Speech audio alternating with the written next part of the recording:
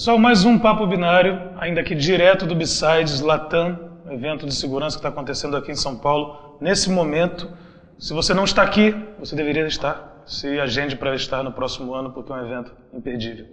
E aqui no evento, encontrei aqui com o nobre amigo participante, Diego Aranha.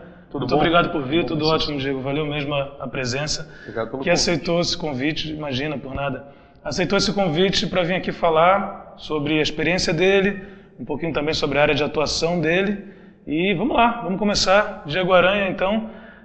Qual a tua relação com a tecnologia, Diego? O que você faz? O que te define profissionalmente? Que a gente queria ouvir de você. Que pergunta profunda. Profunda. Aqui o negócio é profundo. Eu percebi. Eu sou professor na Unicamp, no Instituto de Computação. Minha área de pesquisa lá é em criptografia, mas eu também me interesso por outros temas em segurança da informação. Legal. E nessa tua pesquisa de criptografia, assim, tem muito tempo que você faz isso? Como é que é? Sim, tem um bom tempo. Eu me interesso por segurança desde do curso de graduação, né? Eu peguei a disciplina de... Meu interesse inicial em sistemas distribuídos, eu achei meio chato, assim. Aí tinha um professor lá, o Pedro Rezende, que é bem conhecido também das figuras clássicas, assim, de que ele ofertava a disciplina de segurança de dados. E desde então eu me empolguei muito, me interessei muito, assim, e fiz mestrado e doutorado na área. E sou professor há 5 anos, então realmente eu tenho evidências verificáveis de que eu me interesso pela área. E a parte que mais me interessa é exatamente essa dualidade, assim, né, de você proteger, mas ao mesmo tempo saber raciocinar como atacante para saber proteger e para também saber contornar a segurança do sistema, se for esse o caso. Legal, vamos voltar nisso daí na criptografia. Agora, na tua experiência como professor, qual é o nível de interesse dos alunos que esse assunto tem dado ultimamente? Essa é uma pergunta interessante. A gente observou um acréscimo, um incremento de interesse desde o Snowden. Eu acho que as revelações do Snowden foram um evento marcante para um monte de áreas, né? Então, segurança, obviamente, foi talvez a mais impactada. Vazamento dos dados. Sim. Até o fato de alguém conseguir vazar tanta informação de um perímetro de segurança considerado um dos mais protegidos do mundo. Assim. Então, só esse fato já é bem marcante. Eu acho que fala bastante sobre as condições, ou as condições técnicas, ou o quão desafiante é o problema. Mas os alunos se interessam bastante. O obstáculo que eu encontro assim, é que trabalhar em criptografia com criptografia aplicada, que é a área que me interessa, não é estritamente projetar teoria, mas também levar ou implementar esses mecanismos em sistemas reais, exige conhecimento profundo, né, de matemática, alguns aspectos matemáticos de criptografia, matemática discreta, álgebra, e habilidade de programação. Então, parece também afugentar muitos alunos, porque você precisa unir conhecimento nessas duas áreas. Então, que são as áreas que muitos alunos de computação reclamam porque tem que estudar, por incrível que pareça. Assim. Entendi. E qual o nível, na sua opinião, não sei se isso é possível responder, né, mas do padrão, do nível brasileiro de conhecimento e aplicação da criptografia em comparação com o resto do mundo, com os países mais desenvolvidos? Bem, é uma área também que, como todas as áreas científicas, eu vou falar mais do meio acadêmico, eu não tenho conhecimento de indústria para poder falar da indústria no Brasil, né? Até porque tem um monte de atores do exterior, então a gente não sabe exatamente o que é desenvolvido aqui, é nebulosa essa fronteira. Mas na academia a gente tem um grupo bom de pesquisadores, assim, é muito pequeno para o tamanho, para as dimensões do Brasil, e acho que para a importância do tema na atualidade. Então a gente tem... Nosso laboratório lá na Unicamp tem 4 pesquisadores em segurança em criptografia, é o maior da América Latina, assim, então basta ter 4 pessoas também para você já ter o maior laboratório da América Latina, acho que também diz um pouco. Mas a gente tem tido, a comunidade, né, especialmente em criptografia, tem tido um desafio grande em expandir esse número de pesquisadores, que na medida que alguns foram se doutorando, se tornando até professores, alguns dos mais experientes recentemente deixaram o país, assim, então o número tem se mantido, vou dizer constante, mas tem crescido mais devagar do que eu gostaria. Assim. Entendo. E falta muito investimento, é uma área científica. Na hora da crise econômica, a ciência que sofre primeiro, assim, então é sempre bom lembrar dessas coisas. Pessoas da indústria investam em pesquisa, investam em ciência. Ficou o recado aí. Agora, sobre a criptografia em si, Diego, eu sei que ronda uma lenda, né, onde que a gente ouve falar assim, olha, para aumentar a segurança, o que eu faço?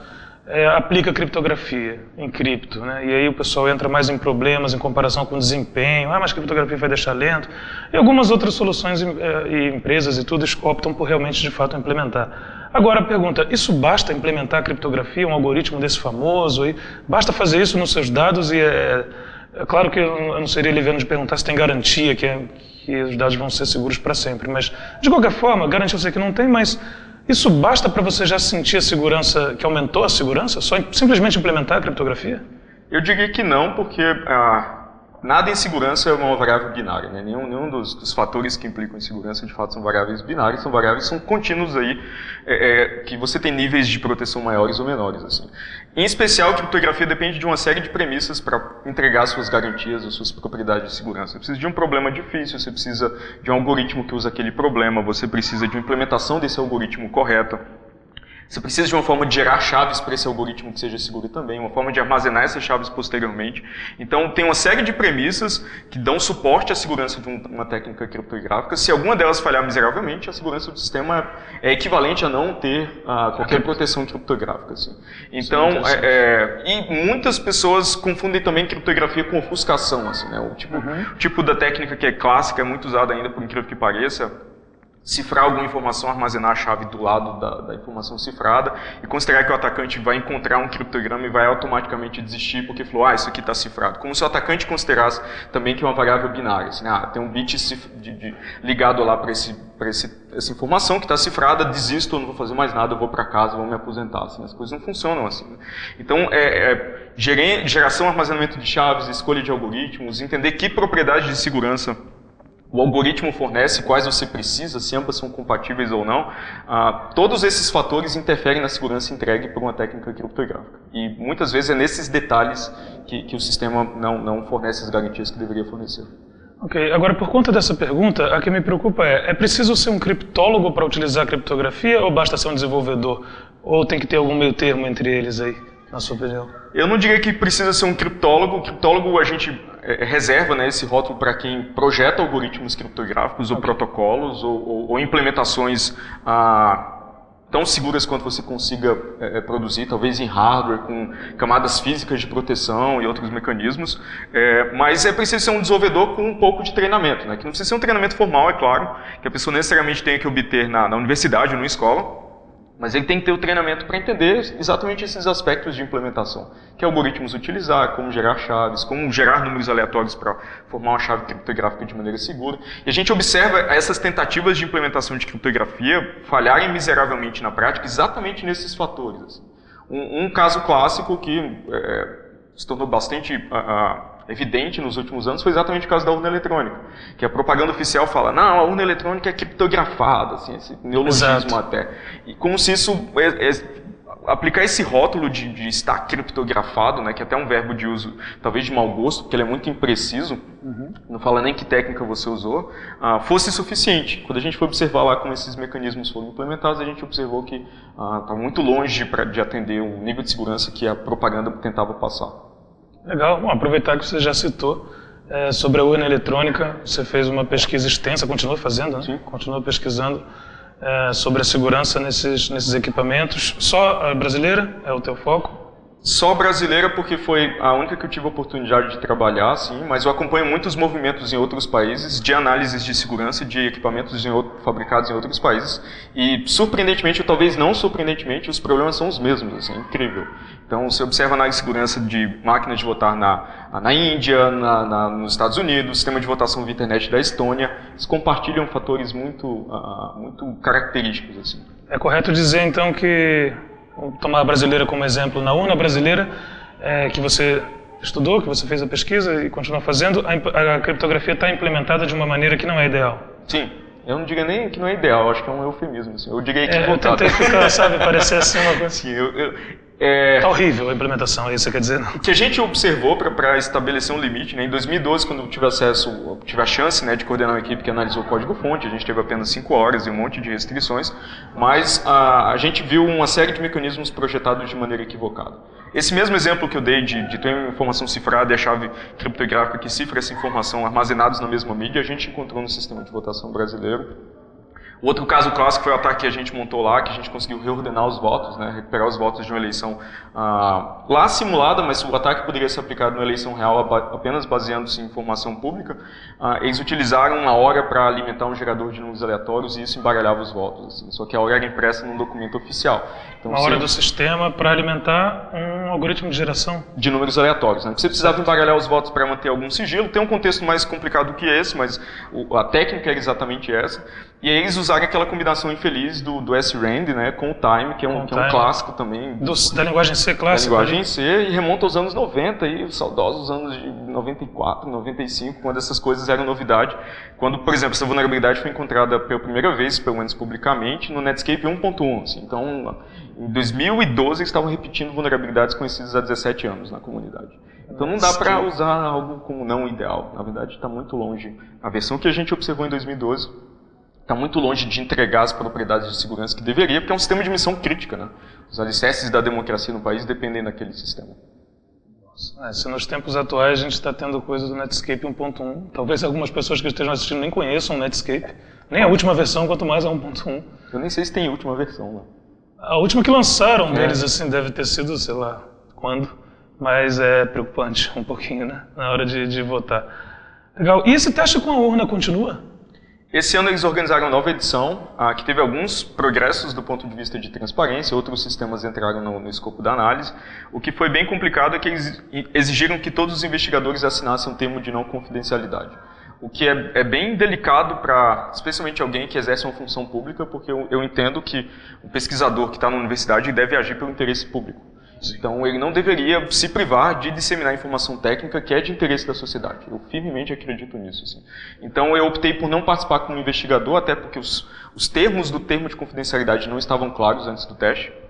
Eu optei a participar, na verdade, eu recebi um convite para ser observador pela Sociedade Brasileira de Computação. Então, observei os trabalhos, conversei com os investigadores, entendi os problemas que foram encontrados e os testes, né, dos investigadores nessa edição, mas não tive a chance nem de observar o código-fonte, nem de montar um ataque concebido por mim ou por uma equipe liderada por mim. O que é uma pena, né? Toda essa experiência com... Eu partilhei de uma posição um pouquinho mais... Se bem que o ataque que se mostrou mais interessante foi de alguém que já tinha participado de outras edições dos testes. Então também partiu de um delta zero lá, não nulo, com certeza. Legal. Bom, mas aí também sendo um pouco solícito, né, aos órgãos que estão responsáveis por essas urnas, isso não mostra o fato desses testes continuarem e eles fazerem uma nova edição, né, uma nova rodada aí de testes, pelo menos o interesse com o termo ou não, vai ter problemas, mas...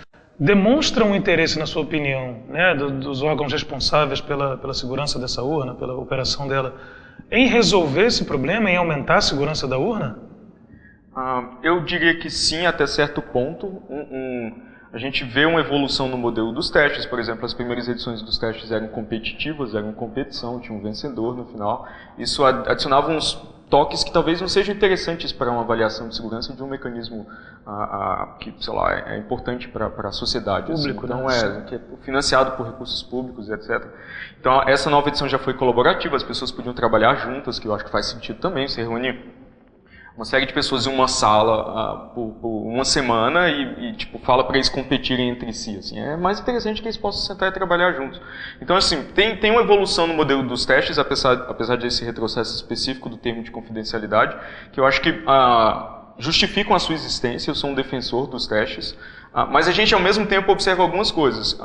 É um sistema que está em produção no Brasil, executando eleições de larga escala e que são muito adversariais, né? A gente sabe que o ambiente político no Brasil é extremamente adversarial. Há 20 anos, é agora que a gente consegue fazer os primeiros ensaios ou testes de segurança envolvendo a comunidade técnica. Então é muito tarde, é muito tarde. Eu, obviamente, defendo como uma iniciativa importante, mas é muito tarde. E, ao mesmo tempo, ainda são muito restritos, assim. Então, os investigadores têm que lidar com uma série de aspectos burocráticos durante os testes, eles têm pouco tempo, a janela ampliou-se bastante nessa edição dos testes, porque os investigadores podiam ver o código a qualquer momento, a gente só teve 5 horas em 2012, Sim. Então, apesar da gente ter encontrado o problema, a primeira vulnerabilidade em 5 minutos, a gente só teve 5 horas, foi bem fácil. Mas o que eu posso dizer assim, é uma iniciativa importante, eu acho que merece ser reforçada, mas que merece se tornar menos restrita. Talvez, na medida que investigadores possam contribuir, colaborar, a autoridade eleitoral, o TSE, se sinta mais confiante para reduzir essas barreiras. É isso que eu espero. Assim. Legal. Então a direção está certa, só tem que acelerar mais o... Eu diria que sim. Em 2014, por exemplo, a gente não teve teste, eles decidiram não realizar testes, então é importante que seja regular, incentive a participação da comunidade técnica, tem um menor número de barreiras possível, porque isso é importante para todos nós. Não é o eleitor precisa confiar, né? Sim, para isso é importante ter evidências técnicas, né? Não apenas um discurso que diz que o sistema é seguro, é o melhor utilizado no mundo, a gente precisa de evidências técnicas mínimas que deem suporte a essa afirmação. Maravilha. E falando agora também sobre o eleitor, o que o eleitor pode fazer para colaborar? Você comentou sobre colaboração, parece que quando entrou a colaboração ficou algo mais, ficou melhor, né? Ficou mais bem recebido. Eu sei que você tem um projeto, né, que você lançou, que é o Você Fiscal, isso. Que envolve o eleitor, né, para ajudar nessa pesquisa de segurança, nessa validação. Como é que é esse projeto? Como é que o eleitor pode participar?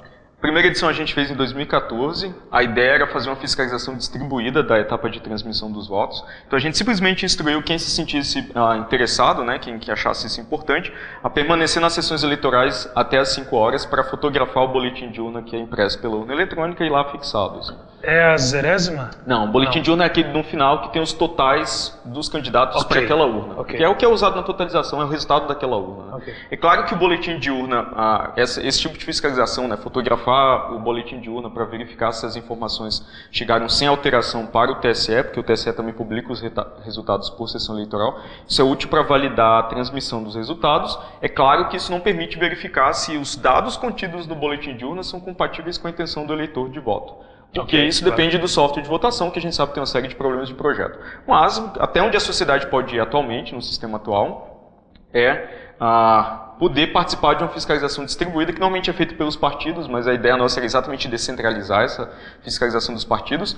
Em 2014 a gente fez com simples fotos e reconhecimento de caracteres para extrair conteúdo. E como depois... é que foi isso? Foi bem interessante. A gente conseguiu verificar 1,6% das urnas, que é um número grande para uma primeira tentativa de um projeto dessa natureza. Lembrando também que muita gente não conseguiu fiscalizar, porque os operadores no dia não permitiram tirar fotos, ou não permitiram entrar no prédio. Tem um monte de ruído aí sobre quem poderia ter acesso a essas informações. Teve gente que teve que fazer crachá do projeto para poder entrar, teve gente que hackeou o controle de acesso da sessão eleitoral para poder ter acesso a um documento público. Teve uma série de...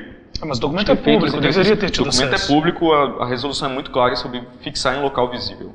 Mas varia muito, o procedimento varia muito de sessão eleitoral para sessão eleitoral. Eu fui na Unicamp e tinha um mural com todos os boletins de urna de todas as sessões. Um monte de gente mandou foto, por exemplo, usando até o aplicativo que a gente produziu de portões fechados, assim, acho que para mostrar para a gente que ele não conseguiu. Tem um aplicativo então do Você Fiscal? Sim, a gente produziu. E hoje, se o eleitor, a gente vai se aproximar de eleições aí, se o eleitor quiser baixar, quiser utilizar, pode baixar. Sim, a gente está preparando a versão nova, porque o problema de aquisição de dados se tornou mais simples. Assim. Talvez motivado pelo nosso projeto em 2014, a partir desse ano as eleições terão um código de barras no final do boletim de urna, que tem todas as informações que estão no boletim de urna. Então, ao invés de tirar uma série de fotos sequencialmente, com uma sobreposição para reconstruir aquela coisa toda, simplesmente basta escanear um código de barras no final, que tem uma assinatura digital, então você permite verificar se ele vem do TSE ou ele foi injetado por um atacante, por um fraudador. E submeter isso para algum lugar. Então o que a gente está fazendo agora é reescrevendo o aplicativo para ele se concentrar nessa tarefa de... Antes ele tinha que tirar fotos e controlar foco, uma série de problemas de iluminação e etc. Agora a gente está simplesmente reescrevendo o aplicativo para ele captar esse boletim de urna que está no final, esse código QR, perdão, que está no final do boletim de urna. E em breve a gente deve publicar a nova versão do aplicativo, começar a fazer de fato, distribuir a informação para as pessoas trabalharem.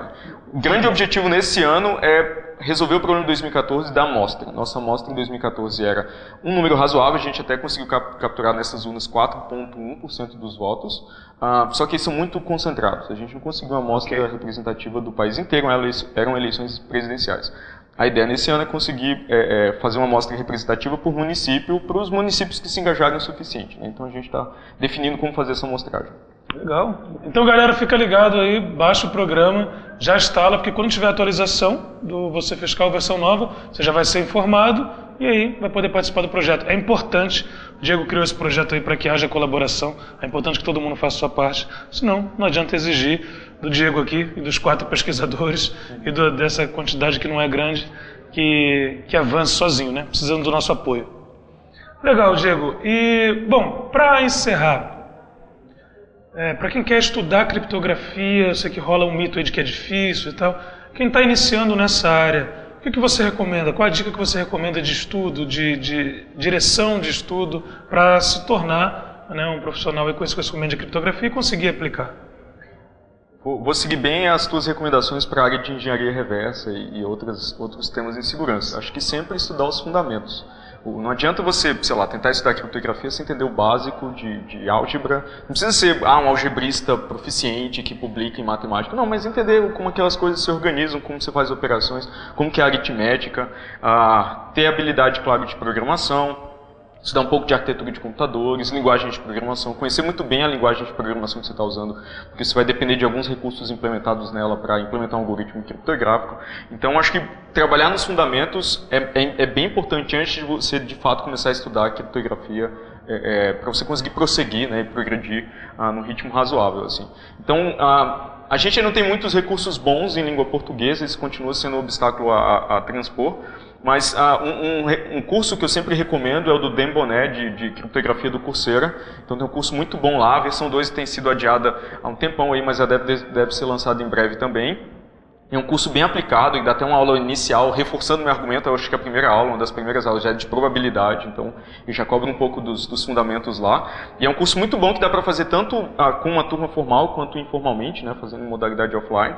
E eu acho que é uma boa introdução ao tema. Assim. Quem quiser estudar bem mais formalmente, eu vou ter que recomendar puxar um pouco a sardinha para o meu lado, fazer um curso de pós num lugar legal e para estudar as coisas com um nível de rigor necessário, assim, um nível de rigor alto é bem importante. Se você quiser de fato querer merecer o rótulo de ser um criptólogo, um criptoanalista, é importante de fato ter um estudo mais rigoroso e formal. Acho que essas duas modalidades cobrem bastante as necessidades da maioria das pessoas. Maravilha, maravilha, muito bom. Muito boas as dicas. Então é isso, pessoal que tem interesse em criptografia, né? Vamos seguir as dicas aqui do professor Diego Aranha, especialista aí na área. E valeu, cara, muito obrigado por vir.